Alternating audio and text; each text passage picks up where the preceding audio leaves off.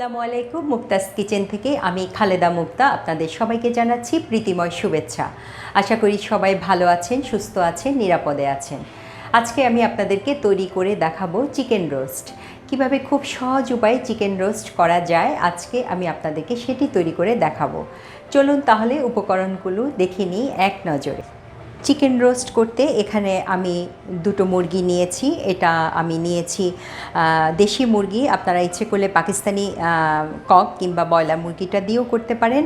আমার বাচ্চারা দেশি মুরগি পছন্দ করে দেখে আমি দেশি মুরগিটা প্রেফার করেছি, কিন্তু অন্য দুটো দিয়েও করা যাবে। তারপরে আছে এখানে আছে আলু বোখারা আছে, 7-8টা আলু বোখারা আছে। তারপরে আছে ধনিয়ার গুঁড়া আছে, ধনিয়ার গুঁড়া এখানে আমি 1.5 চা চামচ নিয়েছি। তারপরে এখানে দু ধরনের বাদাম আছে, এটা কাজু বাদাম, এটা হলো কাঠবাদাম। এরপরে আছে 7-8টা আছে কাঁচামরিচ। তারপরে 1 কাপ আছে পেঁয়াজ বাটা। তারপরে 2 চা চামচ আছে আদা বাটা, 1.5 চা চামচ আছে রসুন বাটা। এদিকে আছে সস আছে, আধা কাপের মতো সস আছে। পেঁয়াজ বেরেস্তা আছে আধা কাপ। তারপরে হলো দুধ আছে 1 কাপ, এটা লিকুইড দুধ 1 কাপ আছে। একটু জর্দার রং আছে। তারপরে এখানে আছে টক দই। টক দইটা আমি একটু ফেটে নিয়েছি। এখানে ঘি আছে, এখানে আছে রেগুলার যে তেলটা সয়াবিন তেল ওটা আছে। তারপরে এখানে আছে দারচিনি গুঁড়ো, এখানে গরম মশলার গুঁড়ো আছে, সব কিছু এলাচ দারচিনি মিলিয়ে একটা গুঁড়ো করে নিয়েছি আমি, সেটা একটা জারে ভরে নিয়েছি, এখানে সেটা আছে। তারপরে এখানে লবণ আছে, এটা লবঙ্গ, গোলমরিচের গুঁড়ো, এগুলো আমি গুঁড়ো করে নিয়েছি। তারপরে আছে এখানে আছে দুধ আছে, গুঁড়ো দুধ যেটা সেটা আছে আধা কাপের মতো আছে। তারপরে 3 টুকরো দারচিনি নিয়েছি আমি, একটু ভেঙে নিয়েছি। 5টা এলাচ নিয়েছি আর 3টা তেজপাতা নিয়েছি, এটা একটু আমি এটা একটু ছিঁড়ে নিয়েছি আমার দেওয়ার সুবিধার্থে। তাহলে মোটামুটি এই উপকরণগুলোই লাগছে চিকেন রোস্ট করতে। এখন আমি যেটা করব, আমি চিকেনগুলোকে একটু ম্যারিনেট করে নিব। এখানে আছে 1/4 কাপ আছে টক দই, আমি ফেটে নিয়েছি। টক দইগুলোকে আমি ফেটে নিয়েছি, আমি পুরোটা দিয়ে দিচ্ছি টক দই। তারপরে আছে একটু জর্দার রং দিয়ে দেব। জর্দার রংটা আমি 1 চা চামচ দিয়ে দেব। জর্দার রং 1 চা চামচ জর্দার রংটা দিয়ে দিব, কালারটা যেন সুন্দর আসে সেই জন্য। আর এখানে যেটা আমি করব, আমি একটু পেঁয়াজ বেরেস্তা করে নিয়েছি 1/4 কাপ, আমি একটু ভেঙে দিব। ভেঙে দিলে ঘ্রাণটা সুন্দর একটা ঘ্রাণ সেন্ট পাবো আমি, সেজন্য আমি একটু ভেঙে দিচ্ছি। এখানে 1/4 কাপ আছে। তারপরে যেটা করব, একটু লবণ দিব, আমি একটু সাথে লবণ মিশিয়ে নিচ্ছি। লবণটাও যেহেতু ধাপে ধাপে দিতে হবে সেজন্য আমি এখানে 1 চা চামচের মতো আমি লবণ দিব। দিয়ে পরে আমি আবার যেটা করব, আমি লবণটা দেখে লাস্ট মোমেন্টে লবণটা দেখে তারপরে আমি দিব। এভাবে আমি ম্যারিনেট করে রাখলাম, দেখতে পাচ্ছেন। ম্যারিনেট করে আমি একটা 10 মিনিটের জন্য আমি রেখে দিচ্ছি। 10 মিনিট পরে আমি এগুলো চিকেনগুলো দিয়ে দেব। এখন যেটা আমি করব, আমি চুলাটাকে একটু ধরিয়ে দিচ্ছি। এখন এখানে আমি একটু বেশি করেই তেল দিব পেঁয়াজ বেরেস্তা করার জন্য। তারপরে এটার সাথে যেটা করব, আমি একটু ঘি দিয়ে দিব। ঘিটা আমি 2 চা চামচ ঘি দিয়ে দিচ্ছি। এখানে আমি পেঁয়াজ কুচি দিয়ে দিচ্ছি। পেঁয়াজ কুচিটা থাকবে 1 কাপের মতো পেঁয়াজ কুচি দিয়ে দিলাম। 1 কাপের মতো পেঁয়াজ কুচি দিয়ে দিলাম। আর আপনার চুলার আগুনটা আছে হাই হিটে আছে। এবং বেরেস্তা করার আরেকটা টিপস, ছোট্ট একটা টিপস আমি আপনাদের সাথে শেয়ার করছি, যারা নতুন রাঁধুনি তাদের আশা করি উপকারে আসবে। সেটা হলো যে প্রথমত হলো যে হাই হিটে থাকতে হবে চুলার আগুন। দ্বিতীয়ত হলো যে খুব দাঁড়িয়ে থেকে বেরেস্তাটা করতে হবে, কারণ না হলে এক পাশ সাদা থেকে যায়, এক পাশ লাল হয়ে যায়। এই জন্য দাঁড়িয়ে থেকে বেরেস্তাটা করলে একদমই মচমচে যেটা, সেই মচমচে বেরেস্তাটা আপনি পাবেন। প্লাস কালারটা একদম আপনার পছন্দ মতো কালার হবে। এবং বেরেস্তার কালার যদি সুন্দর হয় তাহলে রোস্টের কালারটাও কিন্তু সুন্দর আসে।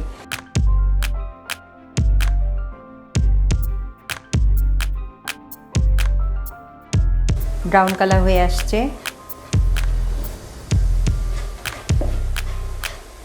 আর একটু ব্রাউন হলেই আমি চুলার আগুনটা নিভিয়ে আমি তুলে নেব। আমার মনে হচ্ছে যে এই পর্যায়ে একদমই হয়ে গেছে। এখন তুলতে তুলতে বাকি কালারটা আসবে। আমি এখন চুলাটা অফ করে দিচ্ছি। চুলাটা অফ করে আমি অর্ধেক বেরেস্তা আমি তুলে নিব।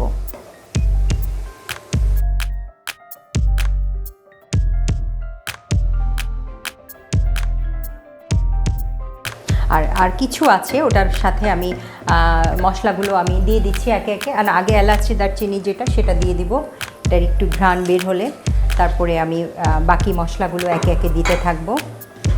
এলাচ, দারচিনি, তারপরে তেজপাতা, এগুলো সব আমি দিয়ে নিলাম। তারপরে এখানে এটার সাথে একটু দুটো লবঙ্গ দিয়ে দিচ্ছি,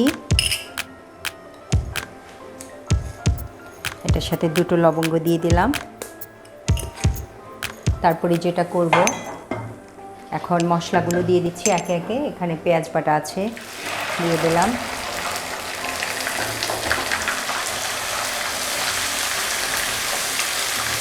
তারপরে এখানে আছে আদা রসুন পেস্ট আছে, এটাগুলো দিয়ে দিলাম।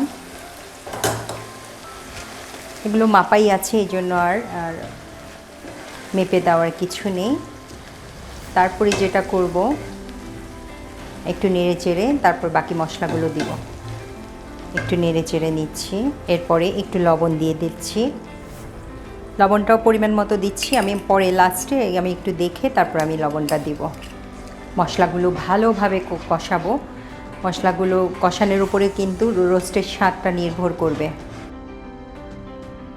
আগুনটা একটু বাড়িয়ে দিলাম, না হলে মশলা আবার দেখা যাবে যে নিচ দিয়ে পুড়ে গেছে, কিন্তু কাঁচা একটা গন্ধ থেকে যায়। এই পর্যায়ে আমি এখানে 2 পদের আছে, বাদাম বাটা আছে, সেগুলো দিয়ে দিচ্ছি। একটা কাজু বাদাম, একটা হলো কাঠবাদাম। তারপর একটু গরম মশলা দিয়ে দিব। গরম মশলাটাও 1 চা চামচের মতো দিচ্ছি। তারপরে একটু গোলমরিচের গুঁড়ো দিব, এটা 1/2 চা চামচের মতো দিচ্ছি। আমি এই পর্যায়ে একটু চুলার আগুনটা কমিয়ে দিচ্ছি, না হলে নিচে পুড়ে যাবে, এদিকে কাঁচা থেকে যাবে।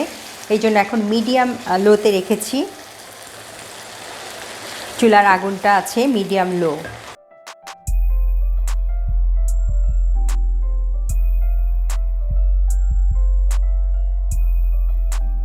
আমি এই পর্যায়ে অল্প একটু জাস্ট দুধ দিয়ে নিচ্ছি, যেন নিচে যেন লেগে না যায়, মশলাটা যেন পুড়ে না যায়, সেজন্য আমি একটুখানি দিয়ে নিলাম। আমি একটুখানি অল্প করে আমি একটু দুধ দিয়ে নিলাম, লিকুইড দুধ। আরেকটা জিনিস আপনাদেরকে বলছি যে লিকুইড দুধটা যখন দিবেন তখন জাল করবেন, জাস্ট একটা জাল করে লিকুইড দুধটা নামিয়ে ঠান্ডা করে রোস্টের সাথে দিতে হবে, না হলে কিন্তু দুধটা ছড়িয়ে যাবে। ছড়িয়ে গেলে আর ভালো লাগবে না, দেখতেও ভালো লাগবে না, খেতেও ভালো লাগবে না। আমি আগুনটা আরেকটু কমিয়ে দিচ্ছি একটুখানি দমে রাখার জন্য। এই পর্যায়ে আমি জাস্ট 5 মিনিটের জন্য আমি একটু ঢাকনা দিয়ে রাখবো। এই ফাঁকে মশলাটা কষে যাবে, ভালো করে কষে যাবে। মশলাটা কষানোর পরে আমি চিকেনগুলোকে দিয়ে দিব। কিছুক্ষণ কষালাম, কষানোর পরে আমার কাছে মনে হচ্ছে যে এখন একদমই চিকেনটা দেওয়ার মতো সময় এসেছে। কারণ হলো যে মশলাগুলো একদম তেলের উপর উঠে গেছে, দেখতে পাচ্ছেন তেলের উপর উঠেছে, প্লাস যেটা একটা ঘ্রাণ অ্যারোমা পাচ্ছি, সুন্দর একটা অ্যারোমা পাচ্ছি। তার মানে মশলাটা ভালোভাবে কষানো হয়েছে। কাঁচা যে গন্ধের আমরা টেনশন করি, ওই গন্ধটা নাই আশা করি। এ পর্যায়ে আমি যেটা করব, আমি একটু চিকেনগুলো দিয়ে দিচ্ছি। আমি একটু চিকেনগুলো দিয়ে দিব।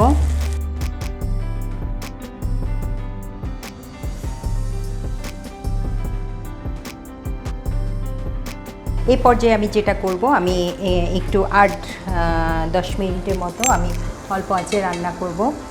তার আগে লিকুইড যে দুধটা দিয়ে রেখেছি সেই দুধটা দিয়ে দিচ্ছি। এই দুধটার মধ্যেই 8 থেকে 10 মিনিট কুক হবে। তারপরে এটা চিকেনগুলো হয়ে যাবে, সেদ্ধ হয়ে যাবে। সেদ্ধ হয়ে যাবে, পরে বাকি প্রসেসটা আমি আপনাদেরকে দেখিয়ে দেব। মনে হচ্ছে যে চিকেনগুলো সেদ্ধ হয়ে গেছে। এ পর্যায়ে আমি যেটা করব, আমি একটু টমেটো সস দিয়ে দিচ্ছি।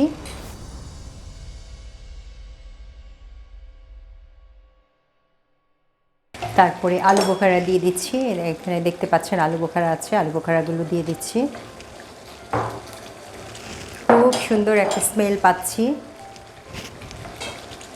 লুকটাও দারুণ হয়েছে, খেতেও আশা করি ভালো হবে। আর এখানে যেটা আমি একটু কাঁচামরিচ আছে, এটা আমি একটু আগাটা কেটে দিচ্ছি। আগাটা কেটে দিচ্ছি এই কারণে যে আমার বাচ্চারা যেহেতু খাবে, ঝালটা যেন বের না হয়, এদিকে আবার যেন কাঁচামরিচের যে একটা সুগন্ধি আছে ওটাও যেন পাই। তারপরে যেটা করব, এ পর্যায়ে আমি গুঁড়ো দুধ দিয়ে দিচ্ছি। এখানে আমি গুঁড়ো দুধ দিচ্ছি, আপনারা চাইলে মাওয়া দিতে পারেন, মাওয়ার পরিবর্তে আমি গুঁড়ো দুধ দিলাম। দুটোর কাজ একই, কোনো অসুবিধা নেই, দুটোর টেস্ট একই। গুঁড়ো দুধ দিলে আপনি যে টেস্ট পাবেন, মাওয়া দিলেও একই টেস্ট পাবেন। আমার ঘরে যেহেতু গুঁড়ো দুধ ছিল সেজন্য আমি গুঁড়ো দুধটাই দিলাম। তারপরে যেটা করব, যেহেতু এখানে টক দই আছে, একটু সস আছে, সেজন্য আমি চিনি দিয়ে দিব। চিনির একটা বাড়তি স্বাদ আছে, চিনি দিলে এমনিতেও মনে হয় যে রান্নাটা কমপ্লিট। 1 চা চামচ চিনিও দিয়ে দিলাম, দিয়ে একটু নেড়ে চেড়ে নিচ্ছি। এরপরে আমি যেটা করব, এই পর্যায়ে আমি একটু বেরেস্তা দিয়ে দিব, আর অর্ধেকটা দিয়ে দিচ্ছি আর অর্ধেকটা আমি গার্নিশিংয়ের জন্য রাখবো। তারপরে আমি 5 মিনিট একদমই দমে রাখবো, অল্প আছে একদম, চুলার আগুনটা থাকবে লোতে। বন্ধুরা, তৈরি হয়ে গেল আমার মজাদার চিকেন রোস্ট। দেখতেই পাচ্ছেন কত সুন্দর ইয়াম্মি হয়েছে, খেতেও নিশ্চয়ই দারুণ হয়েছে। লুকটা যেহেতু অসাধারণ হয়েছে, ঘ্রাণও অসাধারণ, সেহেতু টেস্টটাও অসাধারণ হবে আমি আশা করছি। তো আপনারা অবশ্যই আমার পদ্ধতি অনুযায়ী আপনারা একটু বাসায় ট্রাই করে দেখবেন, এবং যদি আপনাদের ভালো লাগে লাইক কমেন্ট করে আমাকে জানাবেন। কমেন্ট করে অবশ্যই আমাকে জানাবেন যে কেমন হয়েছে, আর এভাবে আমাকে আমার পাশে থেকে সাপোর্ট দিয়ে যাবেন। আর যারা এখনও সাবস্ক্রাইব করেননি তারা খুব দ্রুত সাবস্ক্রাইব করে পাশে যে বেল আইকনটা আছে ওটা চাপ দিয়ে রেখেন, তাহলে আমার পরবর্তী যে কোনো রেসিপি আপনারা খুব সহজে পেয়ে যাবেন। তো আজকে এ পর্যন্তই। এতক্ষণ আমার সাথে থাকার জন্য সবাইকে অসংখ্য ধন্যবাদ।